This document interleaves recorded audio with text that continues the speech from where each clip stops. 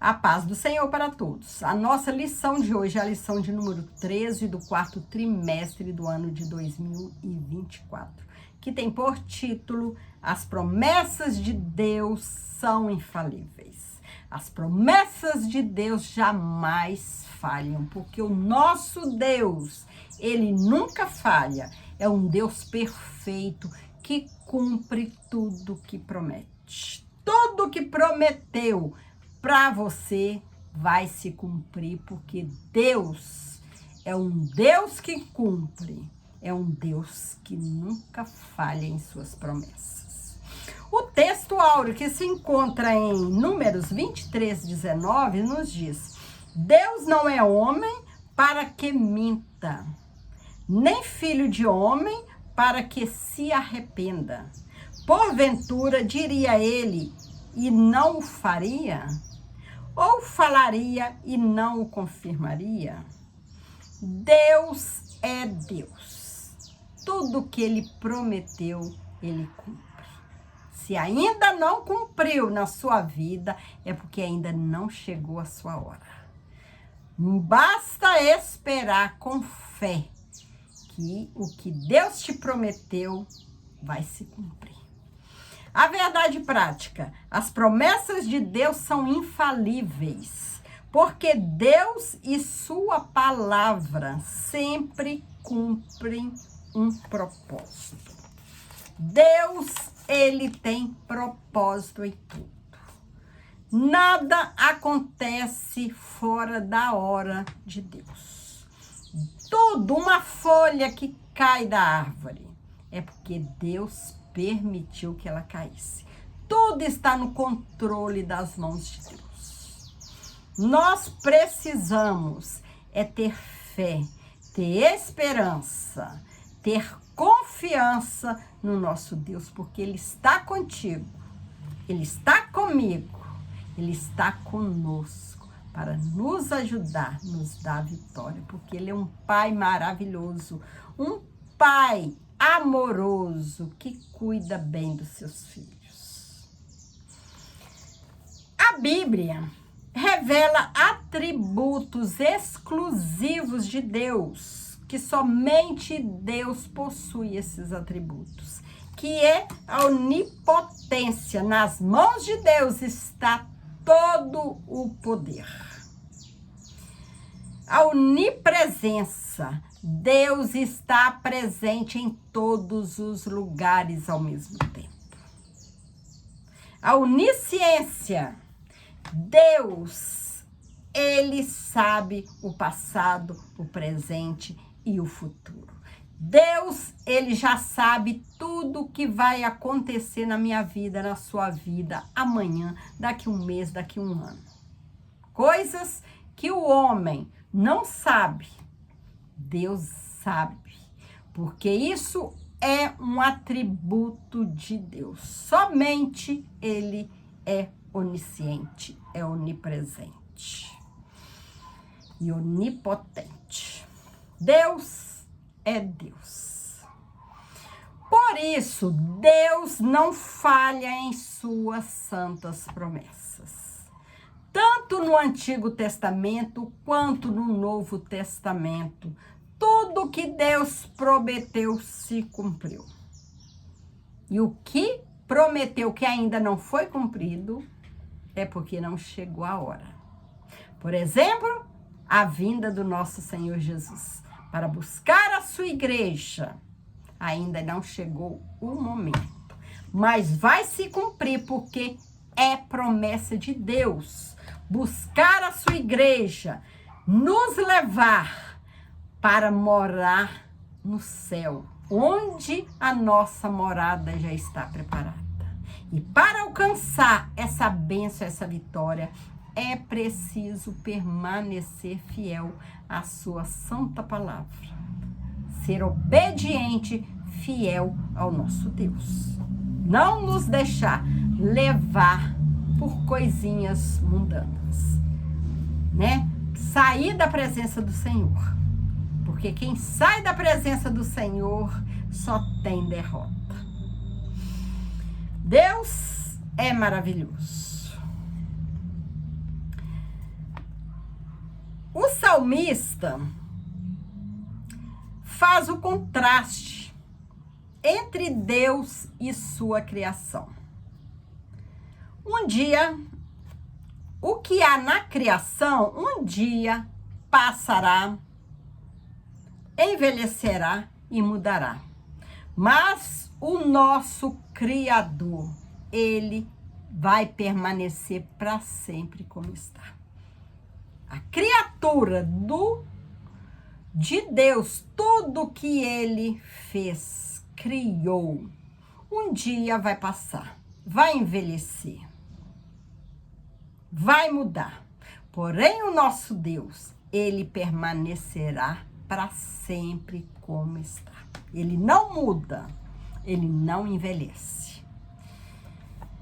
Ele permanece para sempre.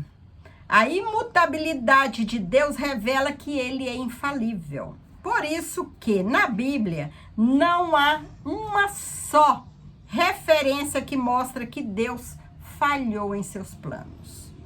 Palavras e promessas. Ele é absoluto, infalível e imutável. E maravilhoso porque ele nos ama. Ele quer o melhor para nós. Ele quer que nós sejamos obedientes para nos levar para o céu, para morar com ele, onde ali não haverá tristeza, choro. Ali só alegria, na presença do nosso Senhor. Glória a Deus. Uma promessa infalível. Em 2 Pedro 3, vemos que o apóstolo Pedro tem o propósito de responder à igreja a respeito da suposta demora do retorno do nosso Senhor Jesus. Ele explica que o tempo de Deus é diferente do nosso. O nosso tempo é diferente, pois Deus, ele é o Criador e nós somos as suas criaturas. O motivo de o Senhor ainda não retornar para nos buscar não tem nada a ver com alguma falha em sua promessa, mas por sua longanimidade e bondade, pois ele não deseja que ninguém se perca. Ele quer salvar a todos. Ele é paciente, é um Deus amoroso que ama aquele que ainda não conhece a ele. Mas haverá um momento em que o Senhor voltará, surpreenderá muito e transformará todas as coisas. A promessa de sua vinda é infalível. Deus, ele nos dá tempo ao homem de se arrepender, de chegar até ele para poder receber a salvação. Essa dádiva, esse presente maravilhoso que Deus quer dar a todos, que é a salvação, que é o céu para morar. A palavra infalível de Deus. Bendito, lá em 1 Reis, capítulo 8, versículo 56, vamos ler. Bendito seja o Senhor, que deu repouso ao seu povo de Israel, segundo tudo o que disse. Nenhuma só palavra caiu de todas as suas boas palavras. Nenhuma só palavra caiu de todas as suas boas palavras que falou pelo ministério de Moisés, seu servo. Esse texto confirma a infalibilidade de Deus para cumprir suas preciosas promessas. Ele não esquece de nenhuma delas, porque ele é zeloso para cumprir o que prometeu. Deus, ele não é como nós, que muitas vezes, a gente fala uma coisa e acaba se arrependendo ou esquecendo, Deus não se esquece de suas promessas. Deus não se arrepende do que ele fez, do que ele tem para fazer. Deus é Deus e ele quer o melhor para nós. Ele não esquece, ele é zeloso para cumprir tudo o que prometeu. Portanto, a Bíblia, a palavra de Deus, é a fonte de promessas infalíveis para as nossas vidas. A Bíblia é a fonte de promessas. Tudo que o nosso Deus nos prometeu vai se cumprir. Por isso, o que nos resta é permanecer fiéis, servos de Deus, fazendo a tua vontade, para que essa promessa gloriosa que o Senhor Jesus vai voltar para buscar a tua igreja, nós sejamos contemplados com essa bênção de ser levado ao céu para morar com o nosso Senhor. É maravilhoso. O nosso Deus é maravilhoso. Deus não mente nem se arrepende. Em Números, lemos que Deus não mente e não se arrepende. Números 23, 19. Ao longo do capítulo 23, há um contexto que reforça a verdade de que o Altíssimo não mente e nem se arrepende. Por ocasião da tentativa de Balaque em fazer com que Balaão amaldiçoasse o povo de Israel, lemos que ao introduzir a mensagem da palavra de Deus que não agradaria a Balaque, o profeta Balaão enfatizou que ele não mente nem se arrepende, para que em seguida arrematar. Eis que recebi mandado de abençoar, pois ele tem abençoado e eu não posso revogar. O que Deus mandou Balaão falar, ele falou. Ele pediu para que a Balaão abençoasse o povo. E Balaão fez do jeito que Deus mandou. Assim, Balaão não podia fazer o que Deus não havia decretado. É assim conosco, filhos do Senhor, servos do Senhor. O que o Senhor manda nós fazermos, nós temos que fazer. Se Ele nos manda falar da sua palavra aos perdidos, vamos levar as boas novas de salvação. Se Ele pede para nós orarmos, jejuarmos, cuidar da obra, fazer a obra dele, vamos fazer. Porque Deus é maravilhoso.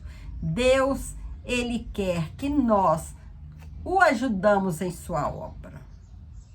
Ele quer que nós trabalhemos na sua obra para ganhar vidas, para povoar o céu, tirar pessoas das mãos do inimigo do pecado e trazê-las para servir ao Senhor, porque é maravilhoso esse nosso Deus. Em Gênesis 6, lemos que Noé construiu uma arca para a salvação dele, de sua família e de animais, por causa da destruição que viria, devido à grande corrupção e violência da sociedade de sua época.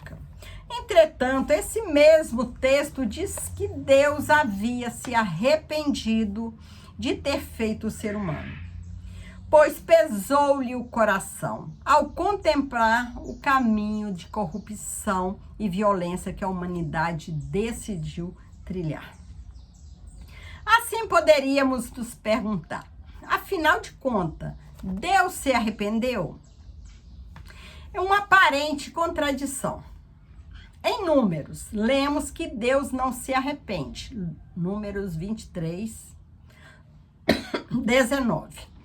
Em Gênesis, que ele se arrependeu. Gênesis 6, versículo 6. Contudo, em Gênesis 6, o arrependimento nada tem a ver com algo que ele tenha feito de errado ou alterado um plano original, mas sim com o que a humanidade fez com o plano e o propósito que o Senhor havia delineado para que elas desde sempre. Juntamente com a expressão arrependimento, a expressão pesou-lhe o coração. Pesou-lhe em seu coração traz a conotação humana aplicada a Deus para reforçar a ideia de quanto ele se entristeceu com a escolha que o ser humano fez. Na teologia, damos um nome a esse fenômeno presente nas escrituras de antropopatismo, ou seja, a forma de que o autor sagrado usa para atribuir característica humana a Deus, no sentido de que a mensagem fosse mais bem compreendida pelo leitor do texto sagrado. Em Gênesis 6, a falha não estava em Deus, mas no ser humano. O arrependimento de Deus não era em relação ao seu plano criador, mas ao ato rebelde do ser humano. Um plano glorioso. A queda do ser humano não pegou Deus de surpresa. Claro que não. Deus, quando fez o homem, ele sabia tudo o que ia acontecer. Havia um plano delineado por ele desde o início. Ele já sabia que o homem ia cair em tentação, ia pecar. Havia um plano delineado por ele desde o início, conforme lemos em Apocalipse. E adoraram-na todos os que habitam sobre a terra. Esses cujos nomes não estão escritos no livro da vida do Cordeiro, que foi morto desde a fundação do mundo. Apocalipse 13, 8. Deus, ele já sabia que ele enviaria o seu filho Jesus na terra para sofrer, para morrer, para resgatar o homem do pecado. Um plano glorioso que é no segundo conselho da sua vontade. Efésios 1, versículo 11 e 12. Já havia sido planejado por meio de Jesus, o nosso Salvador. João, capítulo 1, versículo 1 ao 4. Assim, o mistério da salvação foi revelado como promessa infalível de Deus. Gênesis 3,15, João 3,16. Juntamente com o seu plano de salvação, Deus promete a vida eterna. Isso mostra que não fomos criados para a queda, para a rebelião contra Deus e, consequentemente, a finitude. Fomos criados para eternamente andar e viver na presença do Senhor. Dessa forma, o Senhor Jesus é o garantidor da eternidade que um dia experimentaremos por ocasião de sua vinda e transformação do nosso corpo corruptível em um corpo incorruptível celestial. Quando o Senhor Jesus voltar, que é promessa dele, e essa promessa se cumprir, nossos corpos, os que estiverem vivos aqui na terra, serão transformados num corpo glorioso. Os mortos em Cristo ressuscitarão para a glória eterna. E Jesus levará a tua igreja para o céu. É promessa do Senhor e vai se cumprir. Glória a Deus. Ao longo dos séculos, o ser humano busca uma maior expectativa da vida. Ele a tem buscado no suporte dos avanços da medicina, dos novos recursos científicos e tecnológicos à disposição da humanidade. Mas o envelhecimento e a morte são realidades vivenciadas pelo homem inexoravelmente.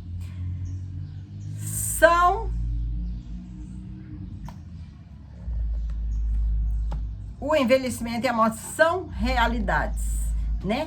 Por mais que o homem inventa, né? Inventa as coisas, cuida de enfermidades, descobre remédios para curar enfermidades, né?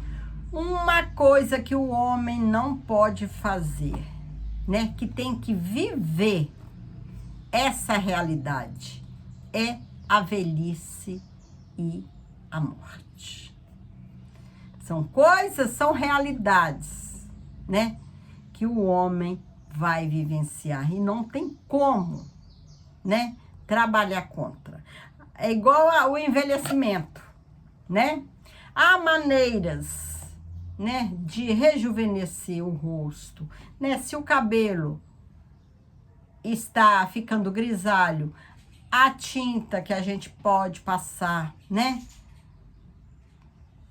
Tem o rosto, né? Tem as plásticas, né, que foram descobertas, né? E muitas pessoas usam para rejuvenescer o rosto. Porém, a idade já está, né? A pessoa que já está envelhecida, já é idosa, não tem aquele mesmo vigor, né? Mesmo que o rosto, né, foi bastante plastificado, né? Muitas plásticas e tal. A idade chegou, né? Não, o corpo já não tem tanto vigor, né? A mente já começa a ficar meio esquecida, não é mesmo? Já cansada, o corpo cansado, né? Porque é uma realidade que nós, seres humanos, temos que vivenciar, né?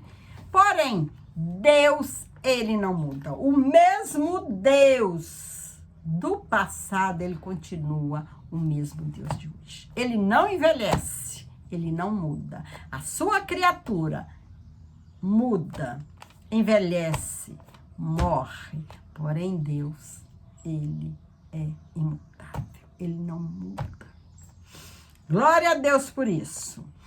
Contudo, os que têm a sua esperança forjada na promessa infalível de Deus sabem que nada nesse mundo pode enfraquecer a alegria da salvação que desfrutamos em Cristo Jesus. Essa alegria que nós sentimos da salvação, da presença do nosso Senhor, essa presença maravilhosa, né? Quando nós vamos ao culto, ao templo, adorar o Senhor, entregar o melhor que nós temos para Ele, que nós sentimos a presença do Senhor, é algo sobrenatural.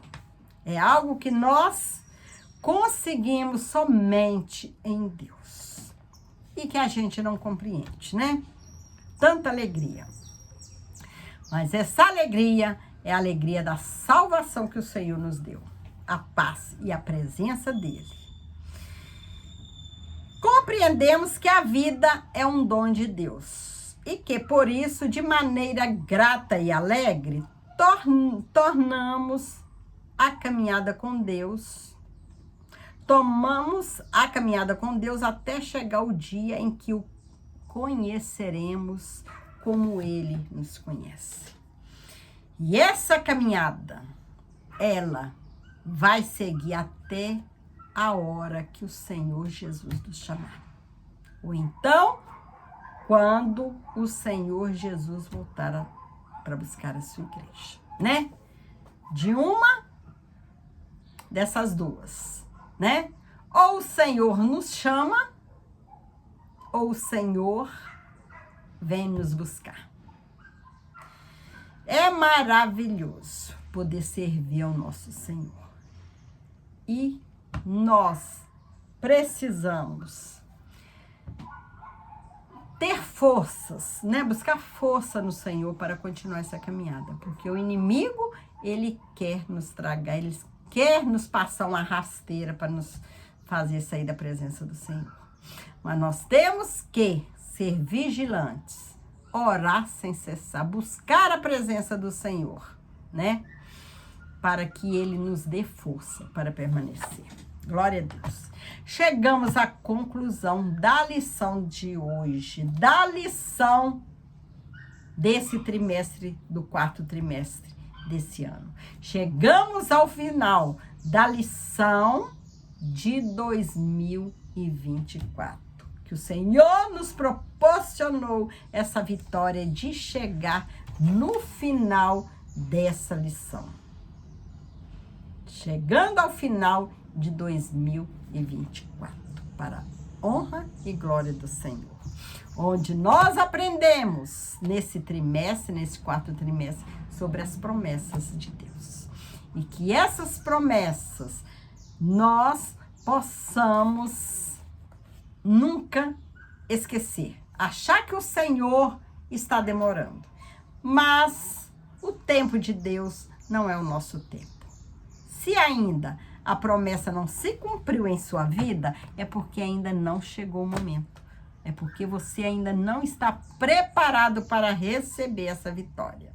É só crermos, confiar e aguardar que o Senhor, Ele vai cumprir. Concluímos mais um trimestre estudando a respeito das promessas infalíveis de Deus.